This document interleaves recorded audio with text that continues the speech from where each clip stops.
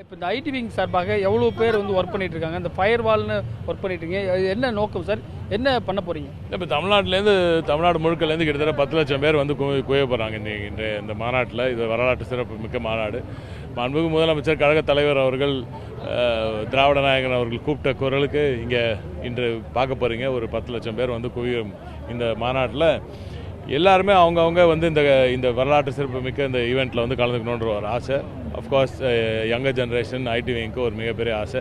ஏன்னா எல்லோரும் கிளம்பி இங்கே வந்துட்டாங்க. ஸோ அவங்கவுங்க அங்கங்கே இருக்கும்பொழுது ஈஸி அவங்க வேலையை பண்ணுறது. ஆனால் இங்கே வரும்போது நிறைய நெட்வொர்க் இஷ்யூஸ் இதெல்லாம் இருக்குது. ஏன்னா இவ்வளோ பேர் குழுமுறதுனால கொஞ்சம் ஜாம் ஆயிரும். அதனால் ஸ்பெஷலாக லைன் எடுத்து இங்கே வர நம்ம பசங்க அங்கேருந்து அந்த கூட்டிகிட்டு வர அந்த நம்ம பொறுப்பாளர்கள்லாம் கூட்டிகிட்டு வந்துட்டு முக்கிய பொறுப்பாளர்கள்லாம் தனியாக வந்து இங்கே ஒரு ஈவெண்ட்டில் ஒரு தனி டென்ட்டில் ஒன்று அமர வச்சுருக்கோம். அவங்க ஒரு 1500 பேரை கூப்பிட்டோம். ஒரு 1100 பேர்கிட்ட வந்துட்டாங்க. இங்கே நாங்கள் உட்காந்து இந்த வேலையை செஞ்சு ஆகணுன்றதுக்காக அவங்க அதுக்காக நெட்வொர்க் தனியாக எடுத்து லைன் எடுத்து பண்ணிகிட்டு இருக்கோம். இப்போ அதுவும் 10 மாட்டேருந்து இன்னும் எக்ஸ்ட்ராவாக எடுத்துகிட்டு இருக்கோம். அது எடுத்து கொடுத்துட்டு இன்னும் ஒரு நாள் அதுவும் ரெடி ஆகிடும். இப்போதைக்கு ஃபர்ஸ்ட் லெவல் ஒர்க் ஸ்டார்ட் பண்ணியாச்சு. ஏன்னா இங்கே மாநாட்டுக்கும் வரணும், வேலையும் செய்யணும் அப்படின்றதுனால அவங்களுக்கு இந்த சிறப்பு ஏற்பாடு செய்துருக்கோம். இவ்வளோ உற்சாகமாக இளைஞர்கள் வந்து குவிகிறது பார்க்கும்பொழுது திராவிட நாயகன் அவர்கள் மீது எவ்வளவு நம்பிக்கை தமிழ்நாட்டு மக்களுக்கு இருக்கிறது என்பது தெரிகிறது. வரலாற்று சிறப்பு மிக்க மாநாடு.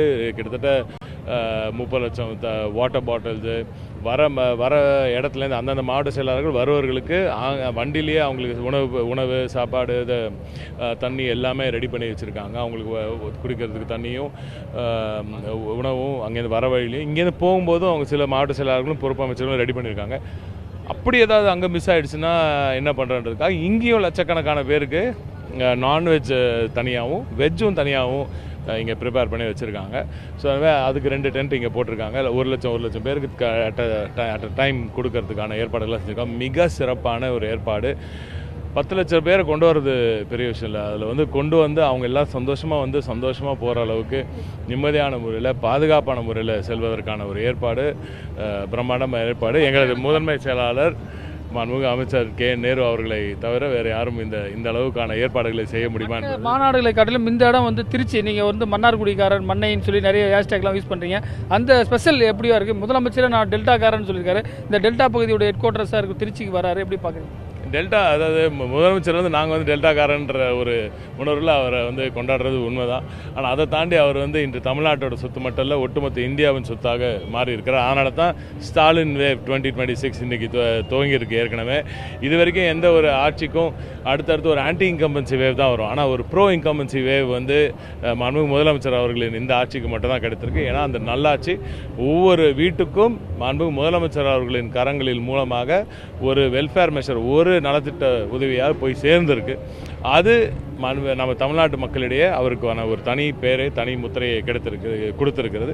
ஆகையால் தான் இன்னைக்கு ஹேஷ்டேகை வந்து ஸ்டாலின் வேவ் 2026. 2021 ஜெயரஞ்சன் போன்ற சொற்பொழிவாளர்கள் அதிக பேசினாங்க. இந்த முறை என்ன மாதிரியான ஸ்பீக்கர்ஸ்க்கெல்லாம் ஏற்பாடு பண்ணீங்க? ஏன்னா 7 மாநாடுகள் 12 இங்கே திருச்சியில் நடந்திருக்கு. கொள்கைகளை ஒரு பறைசாற்றக்கூடிய இடமாக இருக்கும். ஏற்கனவே 3 நாட்களுக்கு முன்னர் நமது முதலமைச்சர் அவர்களே அவரே பிரசன்ட் பண்ணார். அவரோட கனவு என்ன, மக்களிடமிருந்து அவர்களின் கனவை உள்வாங்கிக் கொண்டு ஒட்டுமொத்த தமிழ்நாட்டு மக்கள்கிட்ட ஒரு மேசிவ் சர்வே நடந்துச்சு. ஒரு முதலமைச்சராக அவர் 5 ஆண்டு காலம் இவ்வளவு சிறப்பான ஒரு ஆட்சியை கொடுத்து விட்டு நான் அதோட பரவாயில்ல அடுத்தடுத்து பார்த்துட்டு போகலாம், நாங்கள் எங்களோட போல் ப்ராமிஸ் மட்டும் சொல்லிட்டு போயிடலாம், மேனிஃபெஸ்டோ சொல்லிட்டு போயிடலாம்னு நினைக்காம முதலமைச்சராக நான் இதெல்லாம் செஞ்சுருக்கேன், உங்களுக்கு இன்னமும் என்ன கனவு இருக்குன்னு அவர் முதலமைச்சராக இருந்து தெரிஞ்சு கொண்டு ஒட்டுமொத்த தமிழ்நாட்டிலேருந்து கேட்டுக்கிட்டார்.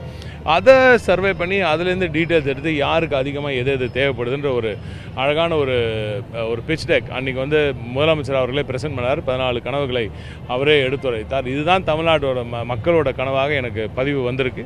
ஏன்னா இதுக்கு இப்படியெல்லான திட்டங்கள் அடுத்த திராவிட மாடல் 2.0 வைத்திருக்கேன் என்பதையும் அவரே சொல்லியிருக்கிறார்.